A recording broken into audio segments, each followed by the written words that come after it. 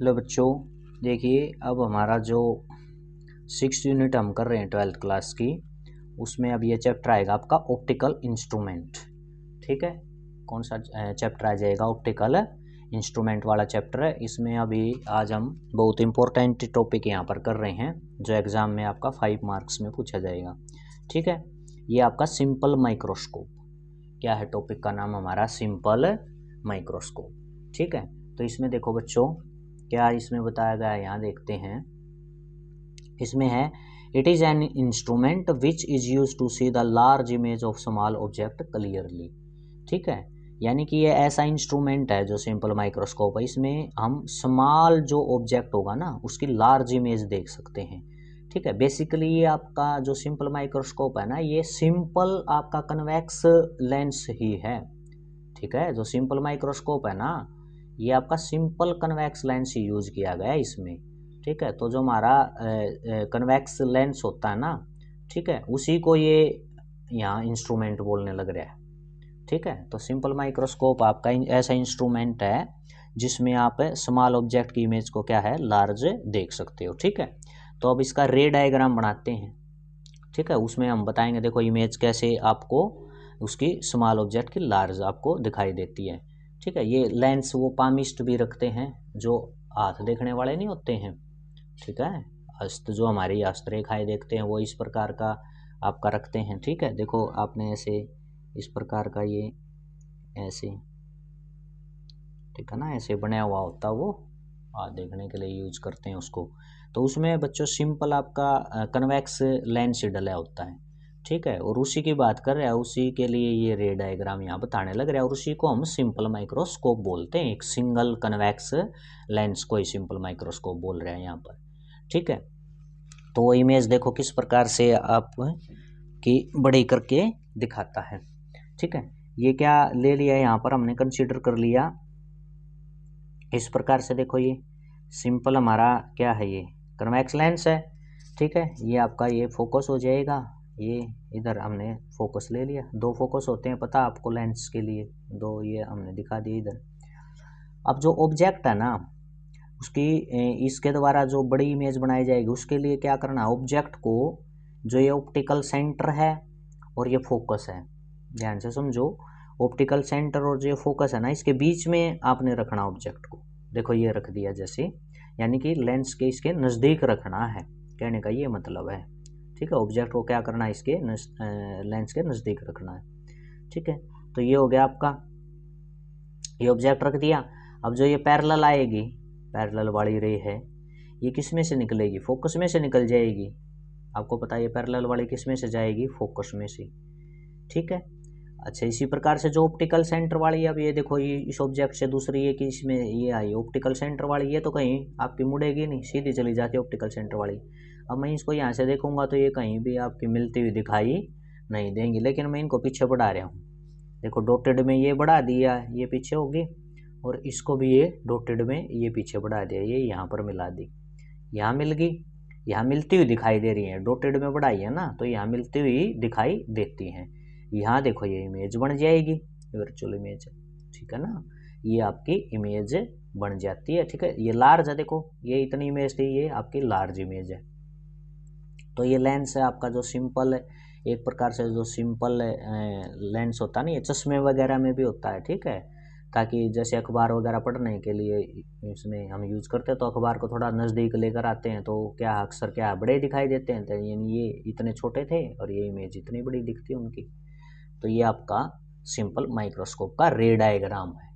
ठीक है, क्लियर हुआ आपको? अब ये जो आपकी ये डिस्टेंस है, ऑब्जेक्टिव डिस्टेंस है, ये वी हो गया आपकी ये वाली डिस्टेंस। ठीक है, अब देखो इसमें ये थ्योरी है, इसमें ये लिखा गया है, ये जो बना है ना ये चीज़ें यहाँ लिखी हैं क्या, a simple microscope consist of a convex lens.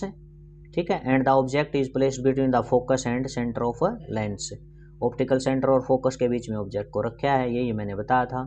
So as to be obtain virtual magnifying image. Virtual image बनती है मैग्नीफाइंग, यानी कि मैग्नीफाई हो गई, यानी बड़ी इमेज ये आपकी मिलती है यहाँ पर, जैसा कि फिगर में दिखाया गया है ये आपका। ठीक है, अब मैग्निफिकेशन पढ़ लेते हैं, यानी कि इमेज जो आपकी ये बनी है ये किस प्रकार से इनकी क्या रेशो रहती है, मैग्निफिकेशन जो, ठीक है, उसको हम पढ़ लेते हैं। क्या बताया मैग्निफिकेशन में, देखो ध्यान से देखो इसमें, it is defined as the ratio of angle subtended by image, image ने जो एंगल सबटेंड किया है, and the angle subtended by object on eye, eye के साथ जो एंगल इमेज ने बनाया है, और उसकी रेशो किसके साथ है, जो एंगल ऑब्जेक्ट ने बनाया है। यहाँ हम एंगल की टर्म में पढ़ रहे हैं बच्चों मैग्निफिकेशन को, इसको एंगुलर मैग्निफिकेशन भी बोलते हैं। क्या बोलते हैं, एंगुलर मैग्निफिकेशन, ठीक है, एंगल की टर्म में हम बता रहे हैं। आगे जो आपकी सिंपल होती है ना, जैसे देखो मैग्निफिकेशन को आपने पढ़ा भाई हाइट ऑफ इमेज और बाई हाइट ऑफ ऑब्जेक्ट, ये पढ़ते हैं यहाँ पे, ठीक है। इसमें थोड़ा सा हम अलग से यहाँ बता रहे हैं, जो मैग्निफिकेशन है इसको एंगुलर मैग्निफिकेशन भी बोलते हैं। ये एंगल की टर्म में पढ़ेंगे, आगे आपकी यही आ जाएगी जो ये बता रखी है, ठीक है। तो एंगल की टर्म में इसने बताया है कि जो बीटा एंगल ये हमने लिया, ये तो इमेज ने बनाया है आई के साथ, और जो अल्फा एंगल बनाया है ये ऑब्जेक्ट ने बनाया है आई के साथ, तो इन दोनों की रेशो है वो आपकी मैग्निफिकेशन होती है, ठीक है। एक बार देख लेते हैं ये बीटा और अल्फा आपके कहाँ बने हुए हैं। देखो ये आपकी इमेज है, ठीक है, इसकी ये आपकी ये लाइन आई है यहाँ से, ऐसे ये सीधी लाइन आपकी इस प्रकार से, तो ये जो आपका एंगल बनाया ना बच्चों, ये बीटा, देखो ये बना हुआ, ध्यान से देखो इसको, ये बीटा एंगल हो गया, तो इमेज वाला एंगल है। अब बात करते हैं ऑब्जेक्ट। अब ऑब्जेक्ट देखो ये है, ये ऑब्जेक्ट है, तो आप कहोगे ये बीटा ही तो है, इसमें भी तो, इसके लिए भी तो बीटा ही है ना, ऐसे थोड़े लेंगे हम। हमने ये ऑब्जेक्ट है ना, जो ऑब्जेक्ट है, इन रेफरेंस इमेज और ऑब्जेक्ट एक ही रेफरेंस पॉइंट पे आपने कंसीडर करने हैं। तो ये जो ऑब्जेक्ट है इसका बिल्कुल इतने ही साइज से, यहाँ मैं इस इमेज के साथ इसको ले लूँ, यहाँ पर A1 B डैश, ये जो ये अब ये है ऑब्जेक्ट, तो हमने यहाँ एस को इस प्रकार से ये बता दिया कि भाई ये, ठीक है। अब इसका एंगल देखना है, एक ही रेफरेंस से लेने हैं ना, इमेज और ऑब्जेक्ट की जो एंगल लेने हैं वो एक ही रेफरेंस से लेने हैं, ठीक है। तो ये इस पे यहाँ पर ये ऐसे डॉटेड में ये बना दिया। अब ये अल्फ़ा बनया, क्या बनया, अल्फ़ा। आप देख सकते हैं, आपने ऐसे भी तो थोड़ा सा देखना चाहिए कि इमेज बड़ी है तो उसका एंगल ज़्यादा नहीं होगा, और ऑब्जेक्ट छोटा है तो उसका एंगल उतना ही थोड़ी होगा आई के साथ है, ठीक है। तो उसका एंगल कम होगा, छोटे उसको हम देखेंगे तो उसका एंगल कम बनेगा हमारी आँख के साथ, और ज़्यादा हाइट ऊंची उसको देखते हैं तो ज़्यादा हमारी आँखों का एंगल ज़्यादा बनता है उसके साथ, ठीक है ना। जैसे जिस प्रकार से ये देखो, ये जैसे बिल्डिंग है, अब आप ये ओरिजेंटल हो गया, यहाँ खड़े हो, तो देखो आप इसके बिल्कुल टॉप वाले फ्लोर को देखोगे, ये वाले को, तो एंगल ज़्यादा बनेगा, और आप इसको इस फ्लोर को देखोगे तो इतना ही एंगल थोड़ी बनेगा, ये आपका एंगल कम नहीं बनेगा, ये कम वाला बनेगा। तो वही चीज़ यहाँ पर है, इमेज वाला एंगल बीटा ज़्यादा है लेकिन ऑब्जेक्ट के साथ एंगल कम बनेगा, तो इस ऑब्जेक्ट जो है उसका रेफरेंस यहाँ मान लेते हैं, इस ऑब्जेक्ट का रेफरेंस, और तो ये ऐसे लाइन को मिला दिया, ये अल्फ़ा, ये क्या है, अल्फ़ा। तो ये दो चीज़ें आपने ध्यान से समझनी, बीटा और अल्फ़ा वाली। तो ये ऑब्जेक्ट वाला अल्फ़ा है इस वाले ट्रायंगल में, और ये बड़े वाली जो ट्रायंगल है उसमें आपका बीटा, ये है इमेज वाला एंगल है। क्लियर हुआ आपको, ठीक है। अब इसमें थोड़ा सा आगे देख लेते हैं, इसके दो केस रहेंगे अब बच्चों। केस फर्स्ट है जो, इसमें क्या हमने स्टडी करना है, इसमें देखो ध्यान से, image formed at near point, ठीक है, नियर पॉइंट यानी डिस्टिंक्ट विजन। हमारा नियर पॉइंट जैसे 25 सेंटीमीटर है ना, तो इसका कहने का वही मतलब है कि भाई ऑब्जेक्ट की जो आप इसमें सिंपल माइक्रोस्कोप में इमेज बता रहे हो ना, वो इमेज कहाँ बननी चाहिए, नियर पॉइंट पे बने। नियर पॉइंट को डिस्टिंक्ट विजन भी बोलते हैं। क्या बोलते हैं, डिस्टिंक्ट विजन, यानी कि क्लियर दिखाई दे, 25 सेंटीमीटर पर बने, कहने का ये मतलब है, नियर पॉइंट पर इमेज बने, ठीक है। तो इसमें आगे देखो फिर मैग्निफिकेशन पढ़नी है, इसके अंदर कैसे एंगल समाल है, तो आपका एंगल समाल है, मैग्निफिकेशन यानी बीटा है, टेंजेंट बीटा बोल सकते हो। स्मॉल एंगल के लिए हमने बताया भी तो था, बीटा को हम टेंजेंट बीटा लिख सकते हैं। पीछे भी आई हैं ये, जब आपने रिफ्रैक्शन वाले वो केस किए थे, ठीक है ना, रिफ्रैक्शन सरफेस वाले। अल्फा है, ये हो गया आपका टेंजेंट अल्फा, इसको क्या कह देंगे, टेंजेंट अल्फा। तो ये टेंजेंट बीटा और टेंजेंट अल्फा। अब टेंजेंट बीटा देख लेते हैं और टेंजेंट अल्फा ये आपके डायग्राम में कहाँ पर है, ठीक है। टेंजेंट बीटा देखो, ये आपका बीटा बनाया हुआ है। अब टेंजेंट बीटा का है, तो टेंजेंट बीटा क्या होगा आपका, परपेंडिकुलर बाई बेस होता है। टेंजेंट क्या होता है, परपेंडिकुलर बाई बेस। तो परपेंडिकुलर क्या है बच्चों, ए डैश बी डैश, और बेस क्या है, B dash O, B dash O, optical centre है ना बी डैश ओ, ये आपका लिया गया है, ठीक है। सॉरी, इसने यहाँ हमने इसमें सी लेके चले हैं तो इसको सी ले यहाँ पर, ठीक है। ऑप्टिकल सेंटर के लिए सी दिखा दो यहाँ पर, ठीक है। तो ये हो जाएगा आपका, देखो परपेंडिकुलर और बेस बी डैश सी, तो ये टेंजेंट बीटा क्या हो जाएगा बच्चों यहाँ पर, ये हो गया आपका ए डैश बी डैश और बी डैश सी।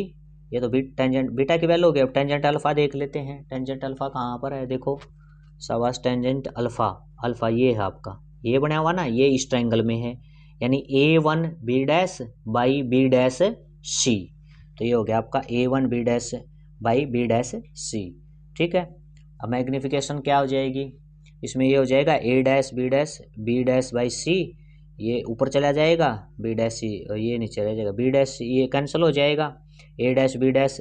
अब ए वन बी डैश को ए बी लिख सकते हैं, ए वन बी डैश को क्या लिख सकते हैं, ए बी। देखो फिगर में देखो इसको, ये तो हमने लिखा था, देखो ए वन बी डैश है, ये किसके इक्वल है, ये ए बी के तो इक्वल है, ए बी के बराबर ही काटा था इसको इधर हमने, ये इसके बराबर ही बनाया था, ये ए वन बी डैश है जो किसके बराबर है, ये ए बी के इक्वल आपका, ठीक है। तो यहाँ पर देखो इसको ए वन बी डैश जो है इसको क्या लिख दिया, ए बी लिख दिया, क्लियर हुआ ही आपको, ये मैग्निफिकेशन है। अब देखो ये वही नहीं आ गई, ए डैश बी डैश ये किसकी हाइट है, इमेज की, और ए बी किसकी, ऑब्जेक्ट की हाइट है, यानी कि ये साइज किसका है, इमेज का साइज है, ये किसका ऑब्जेक्ट का साइज है, चाहे आप देख सकते हैं यहाँ पर, ये ए डैश बी डैश है इमेज का है और ए बी ऑब्जेक्ट का है, ये क्लियर हुआ आपको, ठीक है। अब थोड़ा सा और आगे इसमें देख लेते हैं, देखो क्या है यहाँ पर, इसमें अब ये आ जाएगा आपका, इसको थोड़ा सा ऐसे एडजस्ट करते हैं, हाँ इसमें देखो अब triangle A dash B dash C और triangle A B C similar हैं, उन्हीं की बात कर रहे हैं ये दो, जैसे पीछे करते आए हमें, ए डैश बी डैश और ये सी, ये बड़े वाली और ये जो ऑब्जेक्ट वाली ये छोटी ट्रायंगल बनी हुई है ए बी सी, ये सिमिलर हैं, ये आपको पता ही है, ये 90 का तो ये भी 90 का है, ये एंगल दोनों का सेम है इन ट्रायंगल में देखें तो, ठीक है। तो ये सिमिलर हैं, तो इनके जो कॉरस्पॉन्डिंग पार्ट हैं रेशो उनकी भी आपकी क्या होगी, इक्वल होगी, यानी A dash B dash A B के साथ रेशो और बी डैश सी और ये बी सी की रेशो, ये लिया इसने, देखो ए डैश बी डैश और ए बी और B dash C B C के साथ इसकी रेशो, ठीक है। A dash B dash by ये बी, इसको हम मैग्निफिकेशन प्रूव कर चुके हैं पीछे, ठीक है। ये देखो ना, ये आपका A dash B dash A B को क्या है, एम मैग्निफिकेशन बता चुके हैं, तो इसकी जगह क्या लिख देंगे हम, ये क्या हो जाएगी आपकी A dash B dash A B, ये आपकी एम के बराबर, बी डैश सी की वैल्यू क्या है वी, बी डैश सी देखो, ये देखो बी डैश सी क्या है, इमेज की डिस्टेंस है वी, यानी माइनस वी हो जाएगा, बी सी क्या है, ऑब्जेक्ट की डिस्टेंस है, बी सी ऑब्जेक्ट की डिस्टेंस इधर है तो ये माइनस का गया, ये हो जाएगा आपको कैंसिल, तो ये मैग्निफिकेशन वी बाई यू, ये आगे इस प्रकार से, ठीक है। क्लियर आया हुआ आपको। अब थोड़ा सा और आगे इसको पढ़ा के देखो क्या बता रखा है। अब इसमें कहता है now according to the lens formula, lens formula क्या होता है, ये 1/f 1/v माइनस 1/u, ये होता है आपका लेंस फार्मूला। अब इसमें क्या कहता है, multiplying both side by v, दोनों तरफ किससे मल्टीप्लाई कर दिया इसको, v से, तो ये हो जाएगा आपका v बाई एफ, ये हो जाएगा v by v minus v by u, v से v कट जाएगा, v बाई एफ, ये हो जाएगा 1 minus m, v by f 1 minus m है।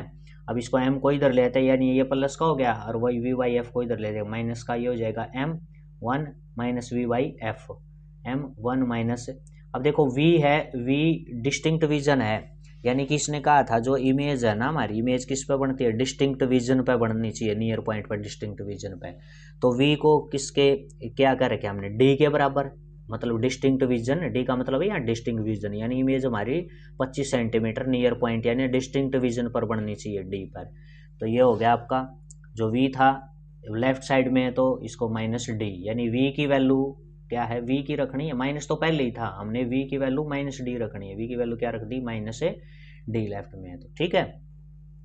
तो ये जाएगा माइनस डी माइनस माइनस आपका प्लस हो जाएगा, तो मैग्निफिकेशन आ जाएगी 1 प्लस डी बाई एफ, ये आपकी मैग्निफिकेशन है डिस्टिंक्ट विजन के लिए, इसको हमने पढ़ना है, ठीक है। एक केस हुआ।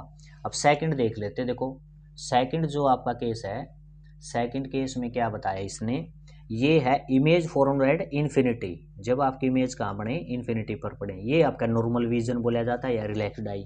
यानी कि दूर इन्फिनिटी पर जो बनेगी ना इमेज, उसको तो हम आसानी से नॉर्मल उससे देख सकते हैं ना, उसके लिए हमारी आंखों पे कोई भी डिप्रेशन या किसी प्रकार का स्ट्रेस नहीं पड़ेगा। ठीक है, दूर की जो चीज़ है उनको तो हम रिलैक्स उसमें देख सकते हैं, आराम से देख सकते हैं। तो इसलिए इमेज फॉर्म्ड एट इन्फिनिटी इसको बोला गया नॉर्मल विजन। क्या बोला गया है, नॉर्मल विजन, या इसको हम क्या बोलेंगे, रिलैक्स्ड आई विजन बोलेंगे। ठीक है, अब इसमें देखो इन्फिनिटी पर इमेज बनती है तो मैग्निफिकेशन को कैसे पढ़ते हैं। ठीक है, इसी का है ये सिंपल जो माइक्रोस्कोप पढ़ रहे हैं उसी के दो केस हैं ये, एक तो डिस्टिंक्ट विजन वाला केस है, एक ये क्या है, नॉर्मल विजन वाला केस है। ठीक है, जब इमेज इन्फिनिटी पर बनती है तब आपकी किस प्रकार से मैग्निफिकेशन स्टडी की जाती है, ये आपका पढ़ना। ठीक है, ये हो जाएगा आपका लेंस हो जाएगा बच्चों। ठीक है, ये लेंस हो जाएगा। अब इसमें क्या है, इन्फिनिटी पर किस प्रकार से इमेज है, अब जो ऑब्जेक्ट है ना आपका फोकस पे प्लेस्ड करना है। ऑब्जेक्ट कहाँ रख दिया हमने, फोकस पर, देखो। ठीक है, जो डिस्टिंक्ट विजन पर बनी थी इमेज उसके लिए तो क्या था आपका, कहाँ पर था, एफ और सी के बीच में, लेकिन यहाँ आपका किसके उसमें रख दिया, यहाँ पर रख दिया फोकस पर। देखो अब ये ऑब्जेक्ट हो गया फोकस पर, पैरेलल आएगी इस इधर एफ में से, इसमें से फोकस में से निकल जाएगी इधर। ठीक है, और ये ऑप्टिकल सेंटर जो भी आपका इसमें से आएगी, ये कहीं नहीं मुड़ेगी। अब ये पैरेलल निकली हैं दोनों, कैसे निकलेंगी, पैरेलल पैरेलल निकलेंगी, कहीं नहीं मिलेंगी, पैरेलल वाली कहीं नहीं मिलेंगी। ठीक है, इनको पीछे बढ़ाएंगे तो पीछे बढ़ाने पर भी कहीं नहीं मिलेंगी। देखो पीछे बढ़ाओ, ये पैरेलल ही है तो पीछे कितनी बढ़ाते जाओ कहीं नहीं मिलेंगी। तो इसका मतलब ये क्या है, इमेज क्या है, इन्फिनिटी पर। अब ये कहीं मतलब हम कह देखो ये जाकर कहीं मिलेंगे तो इन्फिनिटी पर है, तो इमेज क्या है, इन्फिनिटी पर बनेगी, कहाँ बनेगी, इन्फिनिटी पर। ठीक है, लेकिन मैग्निफिकेशन के लिए हमने क्या करना पड़ेगा, अब इसमें थोड़ा सा यहाँ समझो। देखो अब मैं जो इमेज है ना, इमेज देखो ये एक लाइन तो आपको पता है जो ऑप्टिकल सेंटर वाली ये सीधी जा रही है, जो मैं इमेज है ना, इमेज वो इसके डिस्टिंक्ट विजन पर मान लेता हूँ। ठीक है तो वो इन्फिनिटी पर बननी है इमेज तो, लेकिन हमने कंसीडर कर लिया, हम मान ली, माननी है ये इमेज, कहाँ कह दी, डिस्टिंक्ट विजन पर कह दी बच्चों, मान्य है ये इसको। कहीं आप सोचो ये पहले वाले की तरह ही बता दिया, ये यहाँ कंसीडर किया कि इमेज कहाँ बनेगी, ये यहाँ बन गई भाई डिस्टिंक्ट विजन डी पर बन गई। ठीक है, तो ये इमेज बन गई, ऐसे बता दिया हमने, है तो ये इन्फिनिटी पर बननी है। अब ये ऑब्जेक्ट हो गया, इसके इक्वल हमने इधर वही काम कर दिया, ये ऑब्जेक्ट ये ले लिया A1 B डैश इधर रेफरेंस, ये आपका क्या हो गया। अब देखो बीटा एंगल तो बना सकते हैं ना, क्योंकि इसका तो हमें पता है, जो ऑप्टिकल सेंटर वाली इस लाइन का तो हमें पता है ना, ये तो इन्फिनिटी पर मिल रही है, लेकिन नीचे वाली ये लाइन इसका तो हमें पता है। अब ये आप क्या हो गया, क्या है, बीटा एंगल, क्या हो जाएगा, बीटा। ठीक है, और इसी प्रकार से ये ऑब्जेक्ट इधर बनाया था, ऑब्जेक्ट भी यहाँ कंसीडर हमने कर लिया रेफरेंस पे, इस रेफरेंस पॉइंट पर एक पर ही, ये हो गया आपका अल्फा। ठीक है, तो मैग्निफिकेशन वही होता है tangent beta by tangent alpha. अब इसमें देखो टेंजेंट बीटा को इसने क्या लिखा, जो बीटा है ना, बीटा ये तो हमने माननी है ना भाई, ये जो है ये इमेज तो यहाँ कंसीडर की है, तो बनी तो इन्फिनिटी पे है, तो ये जो बीटा एंगल है ना, ये ए बी के अंदर ही हमने बताना पड़ेगा, ए बी के अंदर ही बता दिया, क्योंकि ये तो हमने मान रखी है ये चीज़ें। तो इसमें अब क्या होगा, जो बीटा एंगल है तो इसमें छोटे वाली ट्रायंगल में हमने बताना, यानी ए बी ये हो जाएगा परपेंडिकुलर, ये लेना पड़ेगा, क्योंकि ये तो मान्य है, ये तो हम ले नहीं सकते ना, इन्फिनिटी पे बनाया हुआ ये। तो ये बीटा एंगल के लिए हमने ये परपेंडिकुलर, ये इधर ये बी दिखाना पड़ेगा, ए बी बाई ये क्या है आपका एफ सी, यानी फोकस तक की फोकल लेंथ होती है, A B by f focal length. ठीक है, बाई अब ये क्या है, इसमें देखो ये आया आपको समझ में, ए बी, अब आपको हो गया ये बीटा एंगल तो इसमें लेना था, ये लेना था परपेंडिकुलर, क्योंकि ये नहीं लेना, बीटा एंगल इसमें छोटे में ही हमने दिखाना पड़ेगा, क्योंकि इस बड़ा तो इस छोटी में भी है और बड़ी में भी है। बड़ी क्यों नहीं ले रहे हैं अब यहाँ पर, क्योंकि ये तो हमने कंसीडर की है इमेज, तो यहाँ डिस्टिंक्ट विजन पर तो बनती ही नहीं है, तो इन्फिनिटी पे बनती है, तो माननी है बस हमने। तो ए बी बाई ये क्या हो गया आपका एफ। ठीक है, और टेंजेंट अल्फा, अल्फा के लिए क्या हो गया आपका, ये होगी जैसे ऑब्जेक्ट है A1 B, अब ये कहो गया आपने ऑब्जेक्ट यहाँ, ये मतलब एक रेफरेंस ले रहे हैं बस, ऑब्जेक्ट देखो ऑब्जेक्ट तो हमारा है ये यहाँ आ जाएगा, ये ऑब्जेक्ट यहाँ सिर्फ आपने रेफरेंस लिया है इसलिए हम इसको लिख रहे हैं। देखो A1 B डैश और बाई किस पे बनी, ये डिस्टिंक्ट विजन पे माननी थी, तो ये आपका अल्फा के लिए क्या हो जाएगा, ये बेस या डी हो जाएगा। ठीक है, तो ये हमने लिख दिया A/B/F, इसको क्या लिख दिया D पर चला जाएगा। अब देखो वही आ गया आपका A1